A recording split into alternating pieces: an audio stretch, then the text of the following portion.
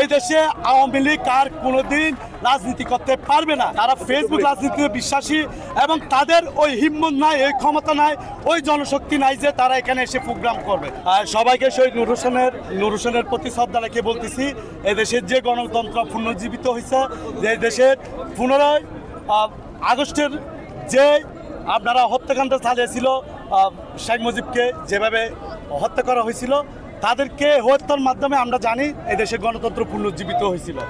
আমরা গত জুলাই আগস্টের ছাত্র জনতা যে গণ অভ্যুত্থানের মাধ্যমে শেখ হাসিনা, এই স্বৈরাচারের দূষর শেখ হাসিনা এই দেশ থেকে পালিয়ে ভারতে অবস্থান নিয়েছে। তাদের রাজনীতি এখন পর্যন্ত ফেসবুকে সীমাবদ্ধ। তারা ফেসবুক রাজনীতিতে বিশ্বাসী এবং তাদের ওই হিম্মত নাই, ওই ক্ষমতা নাই, ওই জনশক্তি নাই যে তারা এখানে এসে প্রোগ্রাম করবে। যতটুকু আছে ফেসবুকের রাজনীতির মাধ্যমে আমরা স্পষ্ট ভাষায় বলে দিচ্ছি, এই দেশে আওয়ামী লীগ আর কোনোদিন রাজনীতি করতে পারবে না। জুলাই আগস্টে যে ছাত্র জনতার উপরে প্রায় 2000 ছাত্র জনতার উপর গণহত্যা চালিয়েছে এবং হাজার হাজার ছাত্র জনতাকে তারা আহত করেছে। কারো পা নাই, কারো হাত নাই, কারো চোখ নাই, তারা অনেকে কিন্তু এখন মানবতার জীবনযাপন করতেছে।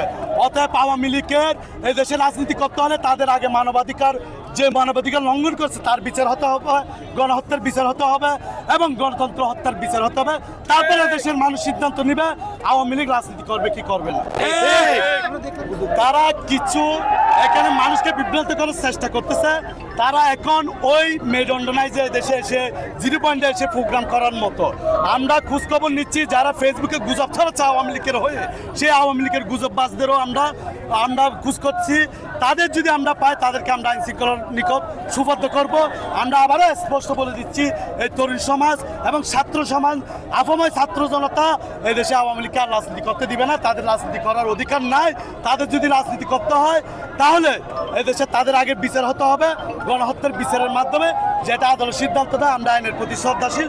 আমি তথ্য উপদেষ্টাকে বলবো, যে গ্রুপগুলো থেকে তারা গুজব ছড়াচ্ছে সেই গ্রুপগুলো আপনারা ব্যান করুন, গ্রুপগুলো নিয়ন্ত্রণ নেন। তারা এই দেশে আবার একটু অস্থিরতা করার চেষ্টা করতেছে। ছাত্রলীগ নিষিদ্ধ একটা সংগঠন, তারা গুন্ডা স্টাইলে, তারা জঙ্গি স্টাইলে এখন জটিকে মিছিল করার চেষ্টা করে এবং বিভিন্ন শাখায় হামলা করার চেষ্টা করে। এদের বিচার আমরা করব। আমরা আবারও বলতেছি, এই দেশে আওয়ামী লীগ আর কখনো রাজনীতি করতে পারবে না।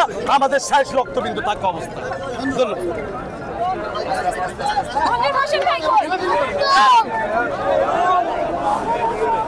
সংবাদ, ফিচার ও অনুষ্ঠানের জন্য ভিজিট করুন সংবাদ প্রকাশের ওয়েবসাইট এবং যুক্ত থাকুন ফেসবুক পেজ ও ইউটিউব চ্যানেলের সঙ্গে।